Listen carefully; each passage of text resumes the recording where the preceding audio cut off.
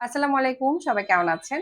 অনেকে জানতে চান যে ঘরে তৈরি আমরা যে ফলের রসগুলো বা ফলের জুসগুলো সেগুলোর তুলনায় সেগুলো ভালো নাকি হচ্ছে যে প্যাকেটজাত আমরা বিভিন্ন ধরনের মোড়ককৃত যে শরবতগুলো বা জুসগুলো পাই কোনটা ভালো বা শরীরের জন্য কোনটা সেফ? অবশ্যই ঘরে যেটা তৈরি করি আমরা সেটা ভালো। কেন? সেটা পুষ্টিগুণের তুলনায় এবং নিরাপদের দিক থেকে সেটা সবচেয়ে বেশি ভালো। এর কয়েকটা কারণ আছে যেটা ব্যাখ্যা করলে হয়তো আরো ভালোভাবে আপনারা বুঝবেন বা সেটা মেনে চলতে পারবেন। সেটা হলো যে আমরা যখন ফল একটা ঘরে হচ্ছে আমরা কোনো ফল থেকে রস করছি বা শরবত করছি, সেটা কি হচ্ছে সেখানে হচ্ছে আমাদের কোনো আলাদা করে সুগার দেয়া থাকছে না। পুরো ফলের রসটাই আমরা খেতে পারছি অথবা রস করার সময় যদি আমরা কিছু পাল্প দিয়ে দেই, মানে আঁশগুলো এড করি তাহলে সেটা ফাইবার সমৃদ্ধ হচ্ছে। আর ঘরে তৈরি যেকোনো ফলের রস অ্যান্টিঅক্সিডেন্ট সমৃদ্ধ, মিনারেল সমৃদ্ধ, ভিটামিন সমৃদ্ধ থাকে। যার এবং এসব দিক বিবেচনা করে ঘরে তৈরি ফলের রসটা বেশি স্বাস্থ্যকর। এখন আসি বাজারে যে প্যাকেটজাতকৃত যেসব ফলের রস বা জুস গুলো পাওয়া যায়, সেগুলো ভালো বা খারাপ কিনা, খারাপ হলে কেন খারাপ?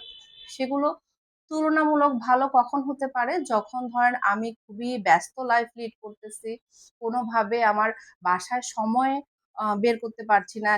বাসায় নিজ থেকে যে একেবারে একটা ফল দিয়ে রস তৈরি করব বা জুস তৈরি করব, সেই ক্ষেত্রে আপনি খুবই ব্যস্ততম জীবনযাপন লিড করলে তখন আপনি মাঝে মধ্যে সপ্তাহে একদম 100% অ্যাডেড সুগার বিহীন যেসব জুস আছে সেগুলো হচ্ছে আপনি নিতে পারেন। সপ্তাহে ১ বার বা ২ বার ১ গ্লাস করে।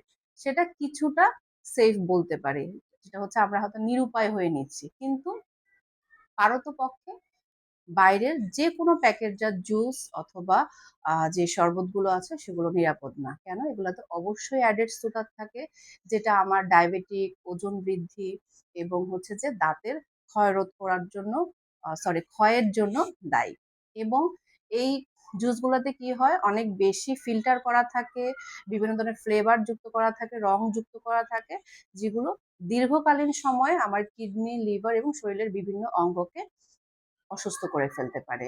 তাই চেষ্টা করবেন যতটা সম্ভব ফলের রসটা ঘরে তৈরি করে খাওয়ার জন্য এবং সম্ভব হলে গোটা ফলটা খাওয়ার জন্য। তাহলে আমি পুরো ফলেরই ফাইবার এবং রসের যে পুষ্টির উপাদানগুলো আছে সেটা পুরোপুরি পাবো। ভালো থাকবেন।